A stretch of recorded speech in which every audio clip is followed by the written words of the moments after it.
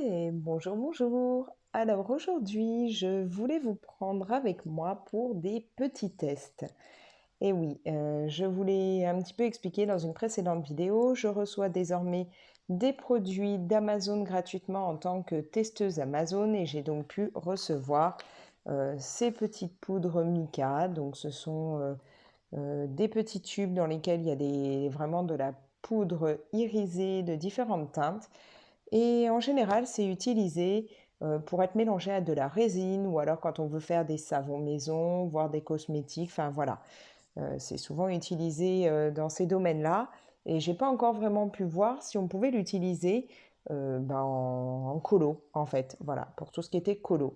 Donc moi, j'ai envie de tester, j'ai envie de faire mes petites expériences et voir si ça pourra m'être utile dans mes colos, en particulier pour des fonds ou pour ajouter un petit peu de brillance, vu qu'on va arriver sur la période de Noël. Donc je vais beaucoup mettre des teintes brillantes, même si j'en mets déjà assez souvent. Voilà. Donc j'ai déjà ouvert des petits tubes avec des couleurs qui me plaisaient, qui d'ailleurs, si ça fonctionne, si j'arrive à obtenir quelque chose de sympa dans ces tests, ce sont des teintes que j'aimerais utiliser dans un colo.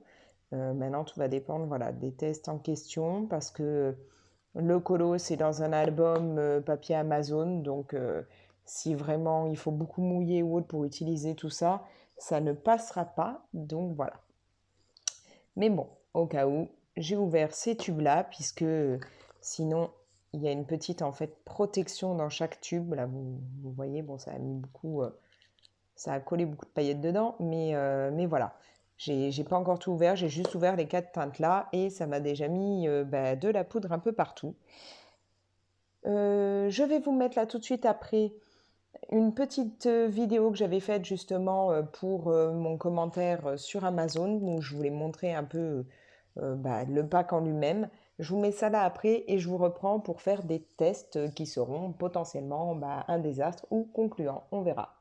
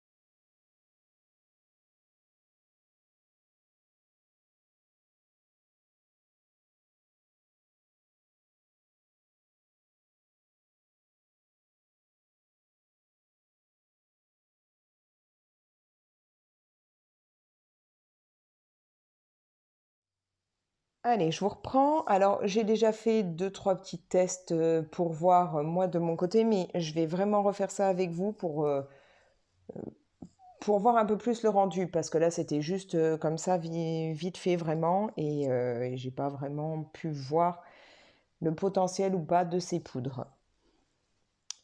Tout d'abord, on va essayer donc ce que j'avais fait un petit peu, c'est de prendre de l'acrylique blanche et de mettre dedans de la poudre. Alors, j'ai fait le test.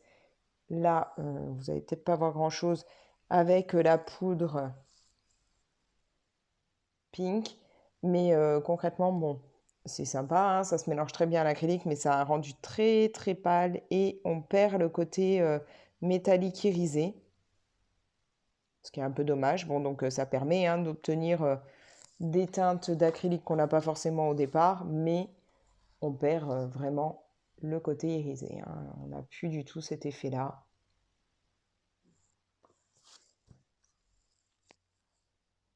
Donc du coup, on va essayer en mettant peut-être une couleur un peu plus vive pour voir ce que ça peut donner, mais bah, on aura encore une fois, bien entendu, plus cet effet métallique avec, hein, puisque l'acrylique bah, va rendre beaucoup plus clair, beaucoup plus neutre. Ouais, je ne sais pas trop comment expliquer, mais voilà, enlève complètement cet effet métallique des paillettes, enfin de la poudre qu'on peut avoir au départ. Donc là, je vais essayer avec la rose red. Donc comme vous voyez, il n'y a aucun souci. Les poudres mica, ça se mélange très très bien dans l'aquarelle. Bon, je pense que si je veux vraiment une teinte moins pastel, il faudrait que je mette beaucoup de poudre. Mais bon, les tubes n'en ont quand même que 5 grammes. Donc pour faire des tests, je vais éviter de tout utiliser, hein, bien entendu. Et donc voilà, ça s'est parfaitement mélangé. On n'a pas de résidus de poudre, aucun souci. Donc la poudre mica, on peut très très bien la mélanger dans de la peinture pour obtenir bah, des teintes différentes peut-être de ce qu'on aurait au départ. Voilà, donc si vous n'avez pas beaucoup de teinte d'aquarelle mais que vous avez de la poudre mica chez vous, pas de souci, ça se mélange. Mais comme je vous dis, le côté métallique, il disparaît, hein, même en bougeant la feuille. Bon là, vous avez un effet de brillance parce que c'est mouillé encore, mais, euh, mais comme vous voyez sur la couche du dessus, on n'a pas du tout de côté métallique. Donc je trouve ça très dommage si on a des poudres mica irisées, ça n'a pas trop d'intérêt de ce côté-là. Moi, ce qui m'intéresse plus, du coup, c'est en mélangeant avec ce type de produit. Donc là, c'est acrylique, varnish gloss de chez Action. Et là, alors je vais en remettre là, c'est là que j'avais fait le test et que ça me plaît plutôt pas mal. On en met un peu. On se met, bah, je vais reprendre celui-là parce que je crois que c'est celui-là que j'avais mis dedans. Je vais éviter de faire trop de mélange de couleurs pour que vous voyez. J'en remets un petit peu. Comme vous voyez, hein, je saupoudre vraiment une petite dose. Et on va mélanger ça. Voilà, du coup mon pinceau, j'ai trop attendu, il a durci, il n'a pas aimé. Donc là encore une fois, ça se mélange bien, pas de souci. Mais là du coup, bah, comme il n'y a pas ce blanc qui vient s'ajouter, on garde la couleur et surtout on garde le côté métallique. Alors moi, je me suis amusée en fait à prendre mes petites mousses type mousse de maquillage que j'utilise beaucoup pour tamponner. J'en prends un petit peu. Et là, on va avoir vraiment juste un effet léger de couleur, mais qui gardera son effet métallique.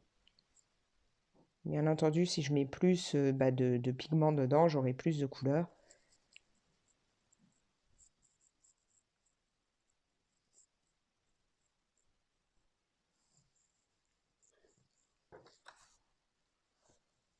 Et là, le côté brillant, lui, il reste. Le côté métallique reste. Donc je pense qu'après, on peut s'amuser à faire des choses avec. Alors, pas forcément en tamponnant, hein. Bon, mon pinceau va avoir du mal vu qu'il a séché et durci, mais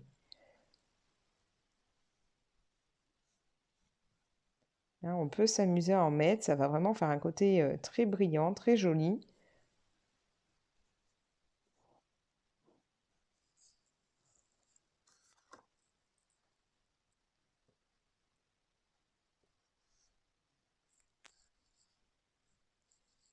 On garde vraiment là ce côté brillant qu'on a totalement perdu en mélangeant dans la peinture.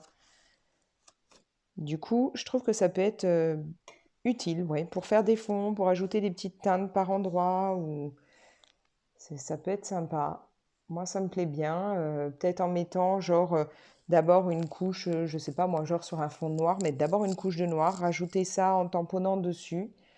J'aurais peut-être pu faire le test d'ailleurs. Je crois que j'ai du papier noir. Je vais essayer. Je reviens. Voilà, là j'ai pris donc bah, une feuille hein, basique, un peu épaisse, style canson, et encore c'est moins épais quand même. Voilà, cette feuille noire, c'est d'un bloc de différentes teintes que j'ai trouvé chez Action. Et on va voir du coup, bah, justement, si ça va peut-être un peu plus ressortir le côté irisé. On va faire ça un peu dans un angle, hein, pas encore tout utilisé pour rien.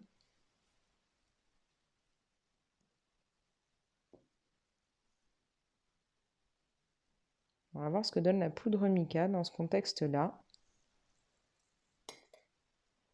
Je sais pas si ouais, j'en ai peut-être plus assez pour tamponner. Bon, j'ai l'impression que le côté, quand on tamponne comme ça, cette poudre mélangée là, à ce sorte de vernis de chez Action, sur du noir, ça peut être très très très joli. Alors, est-ce que vous allez voir ce que moi je vois en vrai? Mais voilà, on a du coup, on garde le côté noir en dessous, et quand on bouge, on voit un peu la couleur irisée qui apparaît. Alors, à voir quand ce sera sec, parce qu'on aura peut-être moins le côté brillant du vernis, mais on voit un peu là cette couleur rosâtre qui apparaît. Ça peut faire un très joli aspect brillant, magique, féerique sur des colos où il y a du noir, un fond noir, ou alors bah, je pense sur un colo où le fond est blanc au départ, en mettant une première couche de noir en dessous pour obtenir cet aspect. Sachant qu'au départ, cette poudre mica est très volatile, mais que là, quand on la mélange là-dedans, forcément, la partie vernis qu'on aura ajouté va permettre de fixer les pigments. Là, on va reprendre le test de départ. Donc, comme vous voyez, on a vraiment ce côté brillant qui reste quand on a mis dans le vernicole. Et du coup, ça ne part pas. Alors que si vous mettez juste les pigments, vous voulez les frotter ou autre, vous allez vous rendre compte que bah, ça part complet sur la feuille. Là, non, ça reste bien, hein, logique avec le vernis, c'est nickel. Donc, je pense que ouais, il y a moyen de faire quelque chose, de faire des fonds avec. Je voulais faire un dernier test. On va voir ce que ça peut faire. Parce que je n'ai pas essayé. Je suis vraiment pas sûre. Je voulais voir. Donc, si on met. Allez, on va essayer avec du violet ce coup-ci. Hop. Et ben alors. En mettant juste comme ça quelques pigments, j'aimerais bien réussir à garder en fait un peu cet aspect pigment comme ça déposé. Je vais faire un peu de place. Voilà, d'avoir cet aspect de petites taches et pas vraiment bah, étalé comme là ça peut l'être, hein, voir vraiment si on peut garder ce côté-là. Et pour ça, j'avais ramené mon fixateur. Alors j'en ai plein de tubes comme ça, là, les Jaxel. C'est pas franchement ce que je préfère. Ça sent très très fort déjà celui-ci. Et il a tendance en général, même quand le papier est épais, à traverser, à faire ressortir les couleurs de l'autre côté. Donc c'est pas top quand vous avez un colo derrière. Mais bon, j'en ai beaucoup parce que à l'époque quand je l'ai acheté, il y avait une grosse promo. Et donc du coup j'en avais pris plein en me disant voilà, tu risques de les utiliser rapidement. En fait, je crois que j'en ai acheté un, j'avais le deuxième ouais, quasiment rien en fait. Je sais pas s'il passait pas à moins de 80% ou un truc du genre, enfin bref. Donc j'en ai plusieurs flacons que j'utilise très peu puisque en général ça traverse. Mais bon, on va essayer. Je voudrais voir si en mettant directement ça, je peux fixer en fait un peu mes tâches. On va laisser. Alors je sais pas si ouais, l'idée de les laisser comme ça en petites tâches ou justement peut-être après d'étaler pour avoir la couleur autour et puis des petits ronds, des petits points qui vont s'en dégager. On va voir, je vais attendre un petit peu que ce fixatif fasse effet, qu'il sèche un peu, et voir après, ouais, si peut-être en étalant un peu, le résultat qu'on peut avoir.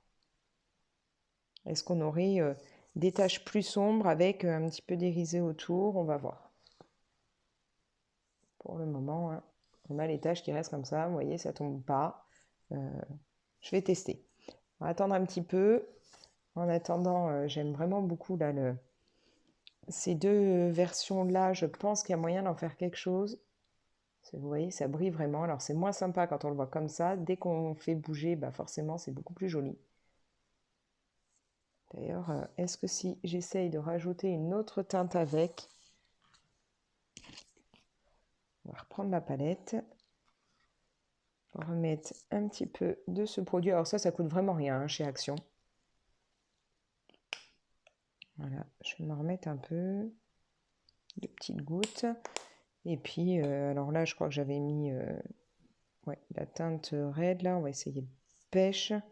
Est-ce que ça va contraster ou pas un peu? On va reprendre mon pinceau qui, à mon avis, va avoir beaucoup de mal à survivre à ces tests.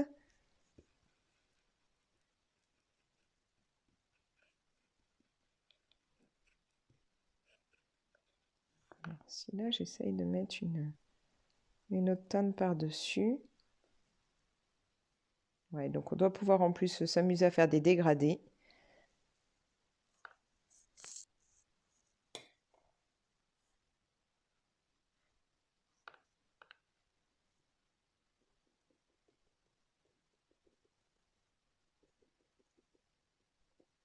À mélanger différents pigments. Alors si carrément, je vais en avoir plein partout. J'essayerai bien directement.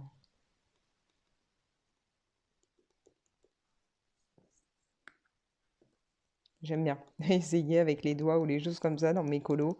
Souvent, je m'amuse à tapoter un peu. Ça m'arrive dans des fonds de tapoter comme ça des matières.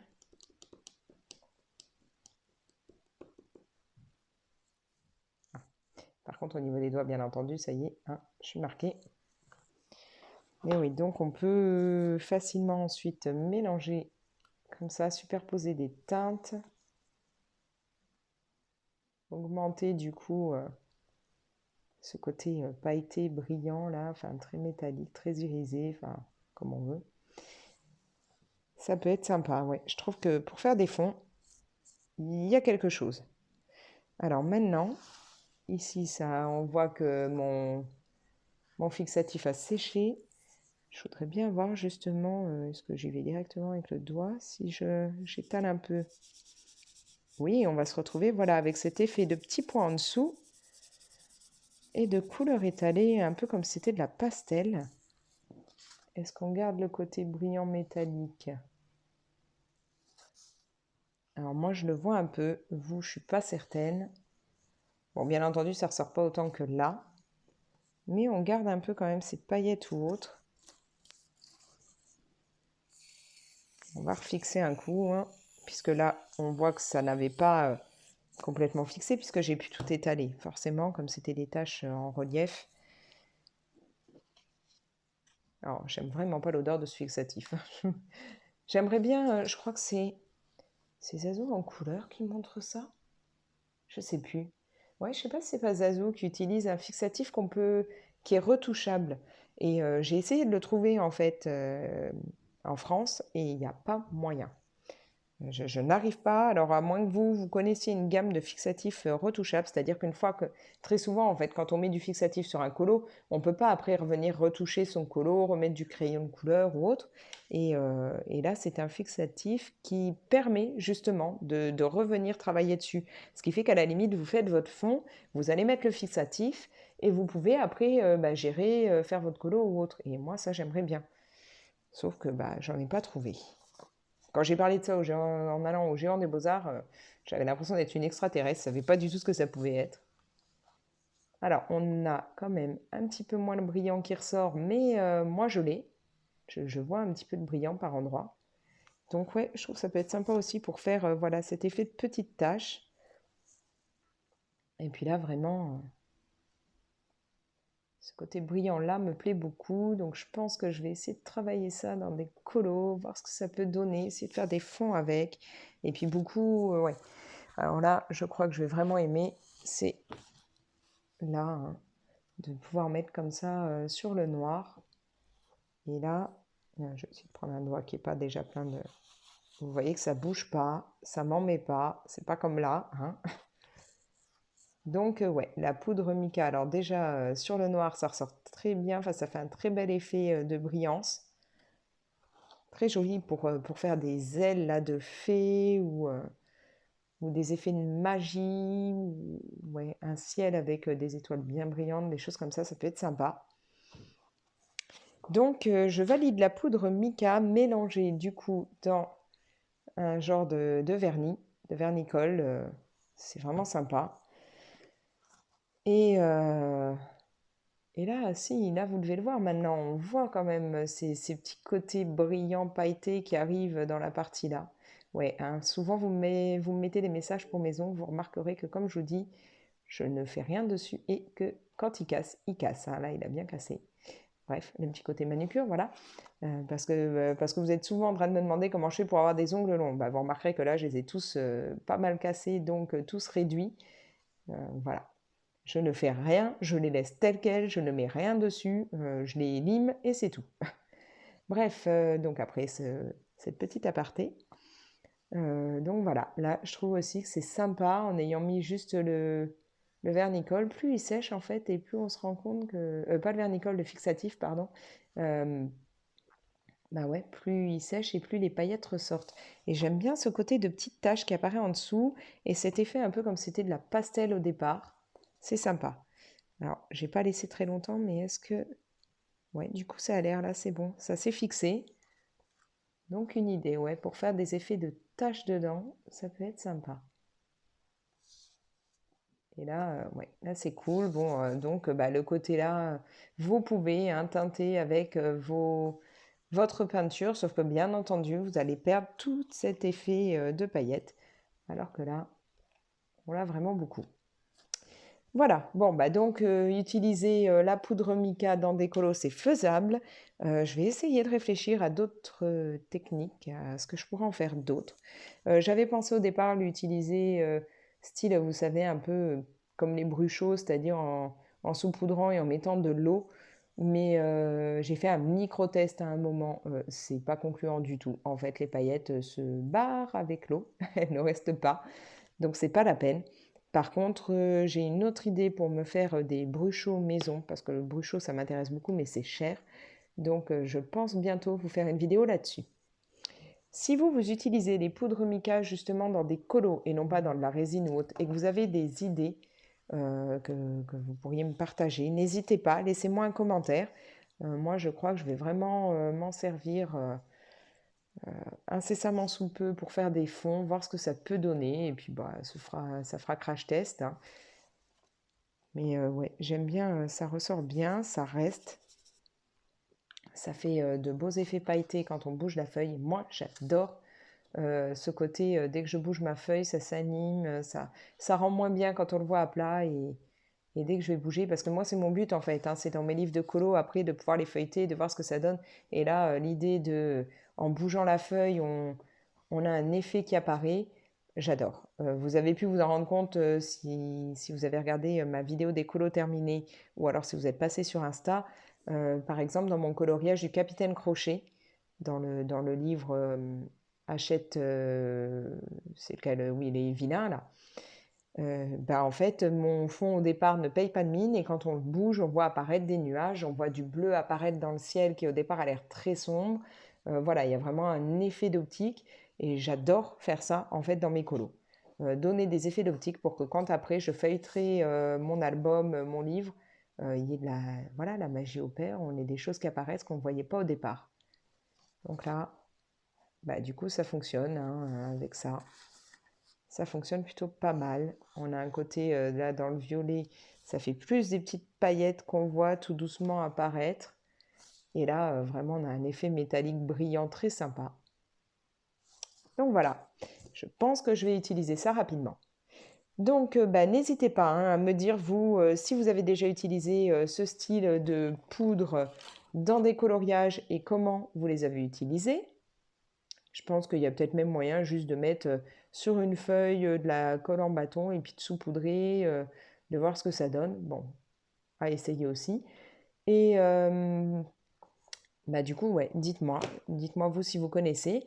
Vous pouvez bien entendu liker la vidéo, hein. Moi, ça me permet de voir que vous avez apprécié ce petit crash test directement et de savoir d'ailleurs si ça vous intéresse que je fasse d'autres fois des crash tests avec des produits, voir si ça fonctionne pas, ce qu'on peut en faire ou pas. Partagez la vidéo, ça permet de faire vivre un peu la chaîne, de la faire découvrir à d'autres personnes. Et puis n'hésitez pas à vous abonner si ce n'est pas encore fait. Moi, je vous laisse. Je vais certainement vite là essayer tout ça dans un colo, j'ai ma petite idée. Et puis je vous dis à bientôt. Ciao!